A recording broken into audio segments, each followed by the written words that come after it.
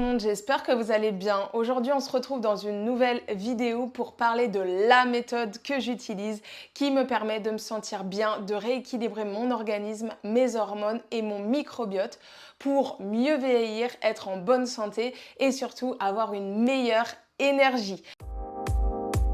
Donc on va voir un petit peu les grands principes aujourd'hui, mais avant tout ça, je vais quand même revenir sur quelques points et notions très importantes pour bien comprendre comment se passe le métabolisme. Donc ici, bien loin des dictates de la minceur et du régime nouveau pour maigrir, etc.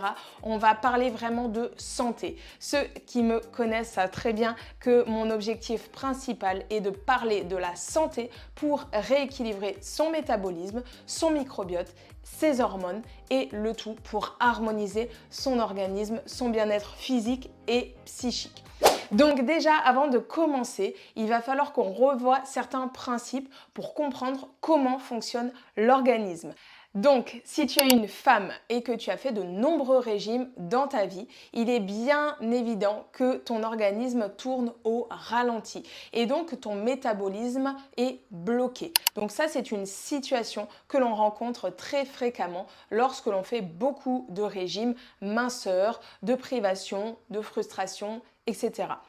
Donc ce mécanisme de blocage du métabolisme arrive très fréquemment lorsque l'on fait beaucoup de régimes ou bien lorsque l'on mange insuffisamment, lorsque l'on fait beaucoup d'activités physiques. Donc il faut comprendre que le métabolisme, et notamment le métabolisme de base sur lequel je vais revenir juste après, a besoin d'avoir un nombre de calories suffisantes pour fonctionner et faire fonctionner notamment ses hormones.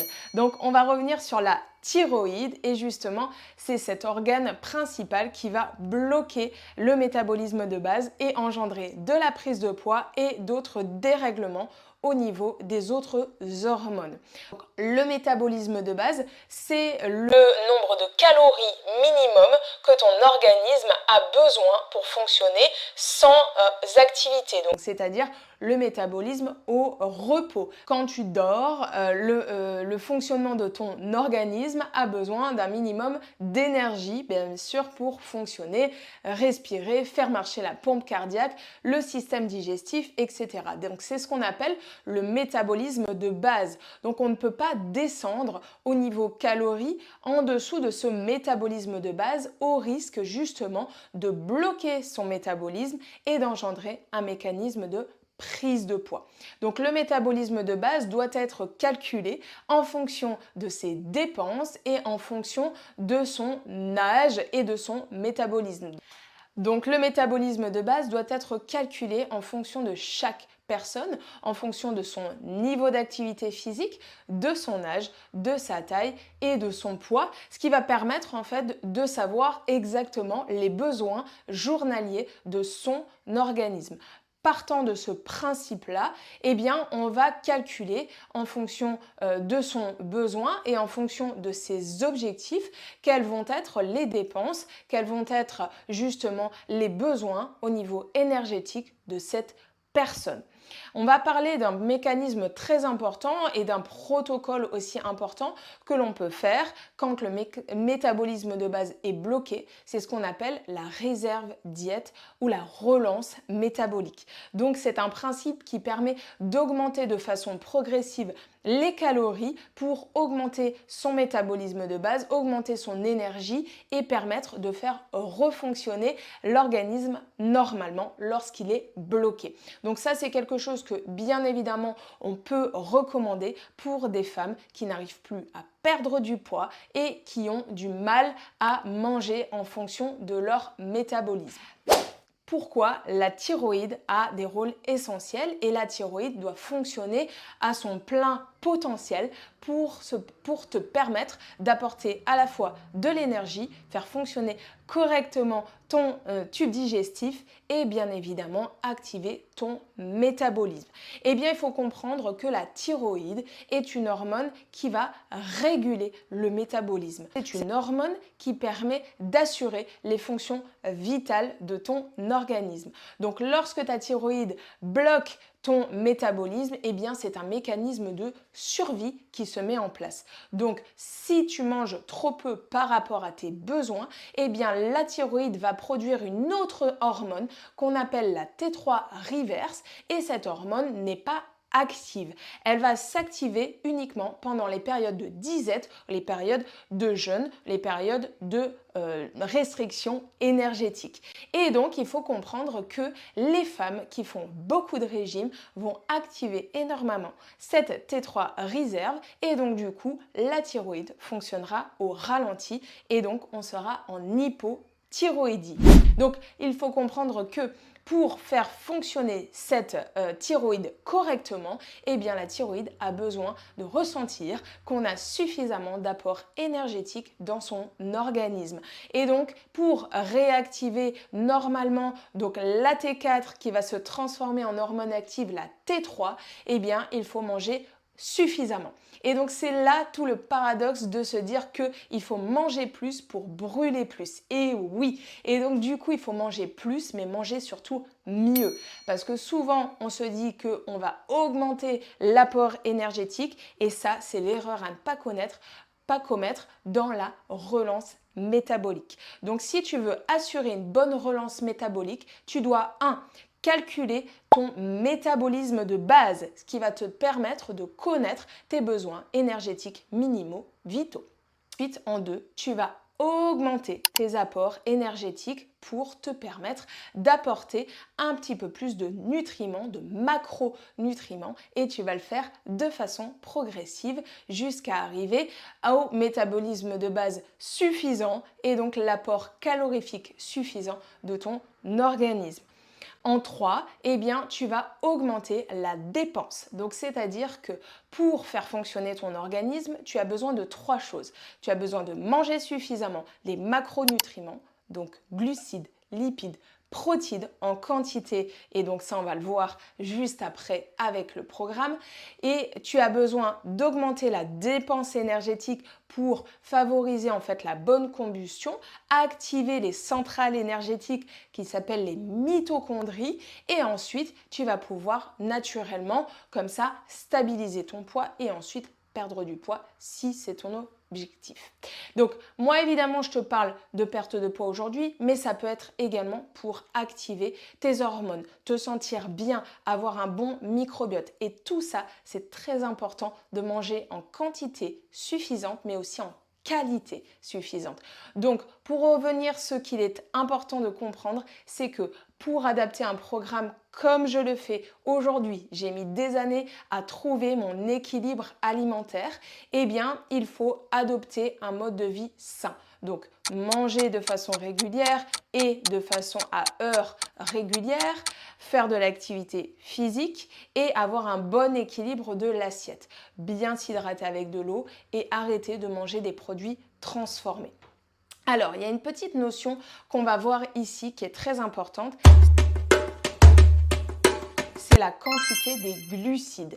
Alors, on a toujours tendance à dire que les glucides, c'est très important pour l'énergie et c'est vrai. Donc, les glucides vont permettre d'apporter de l'énergie aux cellules. Là où je mets un gros bémol sur les glucides, c'est que j'ai bien constaté dans la majorité des cas que les glucides étaient consommés en façon beaucoup trop importante et donc du coup ça fait l'effet inverse. Donc les glucides se transforment en graisse en produisant de l'insuline. Donc les glucides vont être transformés en triglycérides et donc en graisse et donc cette graisse que l'on va stocker soit autour du ventre, la graisse sous-cutanée, donc j'en parle très souvent lorsqu'on souffre de résistance à l'insuline, c'est quelque chose de très fréquent et malheureusement de plus en plus de personnes, même très jeunes, souffrent de résistance à l'insuline.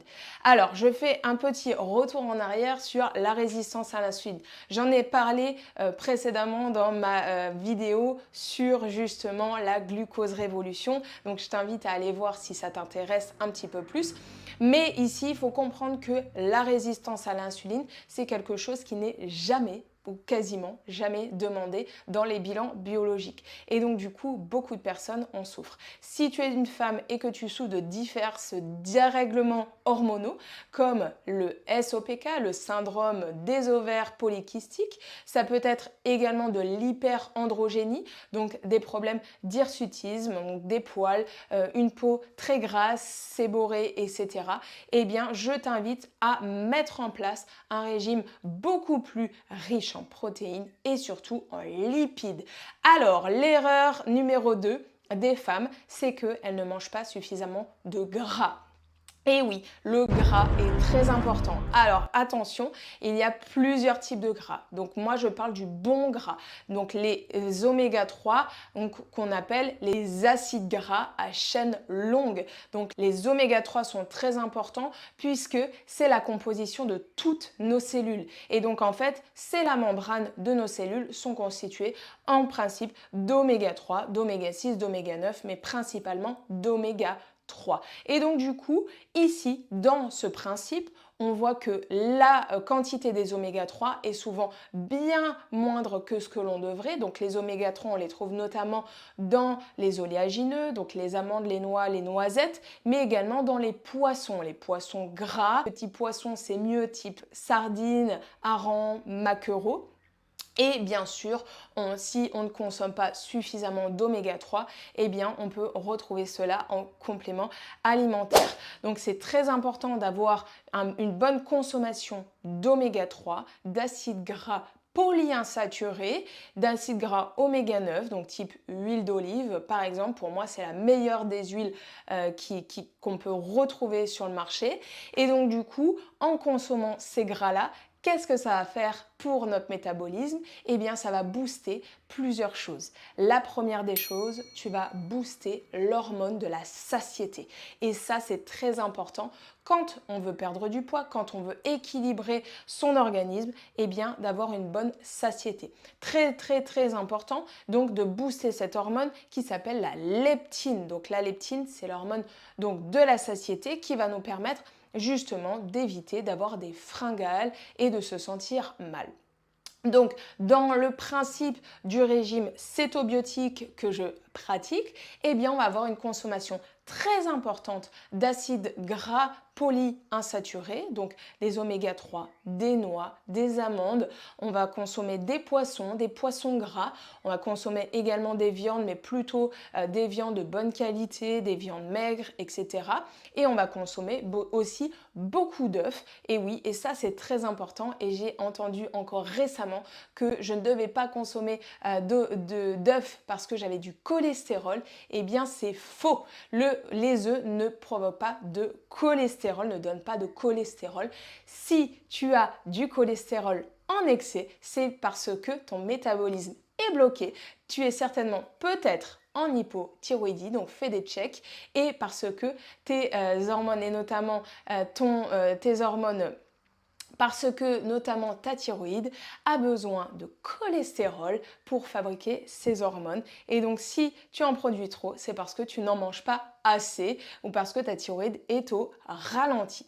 Donc ça c'est très important, ce sont des notions vraiment à bien comprendre. Donc consommer bien sûr des œufs. Alors des œufs type bleu blanc cœur, c'est le top parce que justement on va donner en fait aux poules des graines de lin, on va leur donner pas mal de choses qui sont très riches justement en oméga 3. Donc l'œuf est enrichi et donc c'est vraiment très intéressant et en plus c'est des producteurs français, donc c'est plutôt intéressant de consommer ce type d'œuf. On va consommer également des produits laitiers de petits animaux type brebis, chèvre de préférence, et on va consommer un maximum de graines, un maximum de fruits, de légumes, et ça c'est très important. La seule chose que l'on va faire en moins, c'est qu'on va diminuer notre quantité de glucides lents. Donc les glucides lents, ça va être tout ce qui va être céréales, donc même les légumineuses, les lentilles, les pois chiches. On va avoir donc tout ce qui va être quinoa, boulgour, millet, bien sûr le blé, tout ça, ça va être des choses qu'on va devoir limiter. Pourquoi? Parce que quand on en mange trop, eh bien on se rend compte qu'on va fabriquer beaucoup plus, on va faire beaucoup plus de résistance à l'insuline, surtout si on ne pratique pas d'activité physique. Donc moi, c'est la méthode que je préconise, c'est la méthode que j'utilise et qui fonctionne beaucoup mieux sur du long terme. On se sent beaucoup plus énergique que lorsqu'on mange des glucides. Tu l'as certainement constaté, lorsque tu manges des pâtes, du riz, etc., eh bien tu as un coup de barre 1 heure après. Eh bien c'est normal parce que ta glycémie fait du yo-yo. Donc tu vas augmenter, en fait tu vas faire un pic de glycémie qui va redescendre juste après. Donc évidemment je ne bloque pas non plus la consommation de glucides, mais je réduis la quantité. Et ça, c'est vraiment une notion très importante à comprendre dans ce programme cétobiotique. Ok ? Alors, pourquoi cétobiotique? Alors, on connaît le grand principe du régime cétogène où justement, on doit manger des protéines, on doit manger beaucoup de gras et très peu de glucides. Donc en général, le régime cétogène pur est à environ 20 grammes de glucides par jour. Donc ce qui est très peu, ça représente juste la quantité des légumes et on mange très peu de fruits ou des petites baies, des choses comme ça. Quand on met en place un régime cétobiotique, comme je le fais, eh bien, on va avoir une tolérance beaucoup plus large sur les glucides qui sont naturels, donc c'est-à-dire les fruits et notamment aussi dans les légumes, on peut retrouver bien sûr des glucides et donc du coup, on va augmenter et on va dépasser ces fameux 20 grammes. Donc moi, j'ai plus une tolérance entre 50 et 100 grammes par jour de glucides, mais après, voilà, ça dépend aussi de mon activité physique. Si je pratique beaucoup de sport, je vais pouvoir en manger un petit peu plus. Et si je ne pratique pas de sport, eh bien, je vais baisser. Donc du coup, on va vraiment adapter sa quantité en fonction de ce que l'on mange. Et pourquoi biotique? Pourquoi biotique? Parce que biotique, ça vient de prébiotiques. Les prébiotiques, qu'est-ce que c'est? Les prébiotiques, ce sont les fibres qu'on va retrouver notamment dans tous les végétaux. On va les retrouver dans les légumes, bien évidemment, on va les retrouver dans les céréales et on va les retrouver également dans les fruits, dans les graines, dans les oléagineux. Et donc du coup, biotique parce qu'on va augmenter en fait notre consommation de prébiotiques. Et ça, c'est essentiel si on veut avoir une bonne santé, pour avoir un bon microbiote, avoir un bon fonctionnement de nos hormones et se sentir bien en bonne santé. C'est pour moi le combo idéal, c'est le régime de la longévité et ça, je te le garantis. Il est bien meilleur que la chrononutrition, bien meilleur que le régime méditerranéen de loin parce que on va avoir toute la base du régime méditerranéen au niveau des fruits, des légumes sans avoir les glucides que l'on pourrait manger en excès dans le régime méditerranéen puisqu'il n'y a pas de contrôle. Donc c'est un régime ou un programme parce que pour moi c'est un mode de vie, c'est quelque chose que l'on doit adapter, qui doit se faire au fur et à mesure de façon progressive pour éviter justement les frustrations ou éviter même d'avoir justement une sensation un petit peu brusque entre le moment où on passe d'un régime où on mange quasiment que des féculents à un régime où on en mange très peu. Donc voilà, bon moi c'est le bon combo pour moi, j'ai trouvé aujourd'hui la méthode qui me convient.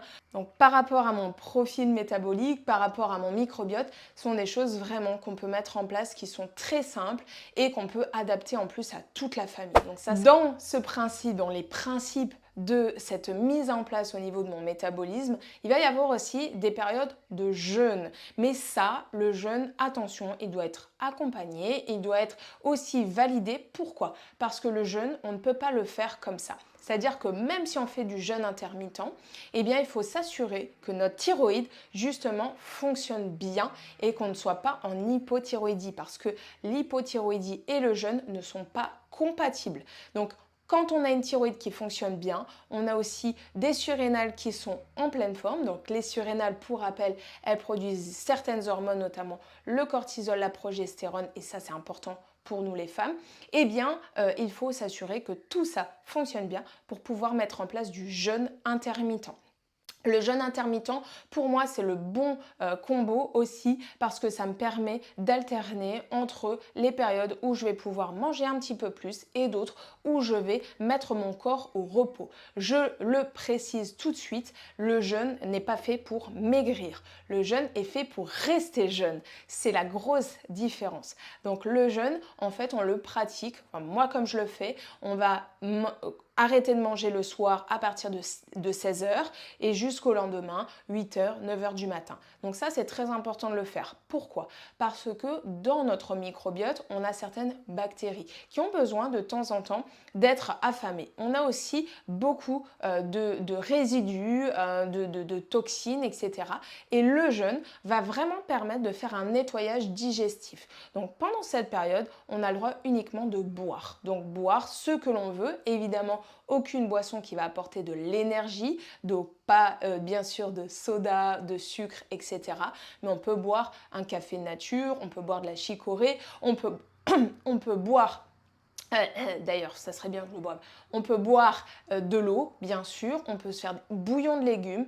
Et ça, c'est très important parce que du coup, on va aussi permettre de nettoyer l'organisme. Donc ça, moi, je le recommande 1 à 2 fois par semaine à partir du moment où on sait que notre métabolisme fonctionne normalement. Donc pour résumer, pour moi, ce régime, cette méthode est la meilleure pour rééquilibrer mes hormones, mon microbiote, me sentir bien, être en bonne santé, être de bonne humeur. Et donc du coup, on va avoir énormément de bienfaits, mais il faut bien sûr le tenir sur du long terme. Il ne s'agit pas uniquement de faire cette diète pendant 3 semaines, 1 mois et de revenir à une alimentation industrielle ou déséquilibrée. Il faut vraiment que ça soit un principe de vie. Donc pour terminer cette vidéo, je vais te donner l'accès à mon e-book gratuit avec 7 jours de menu qui va te permettre justement de bien enclencher ton programme alimentaire et de savoir quoi manger matin, midi et soir. Donc je te mets toutes les infos dans la légende. Et voilà, c'était Julie, je te dis à bientôt!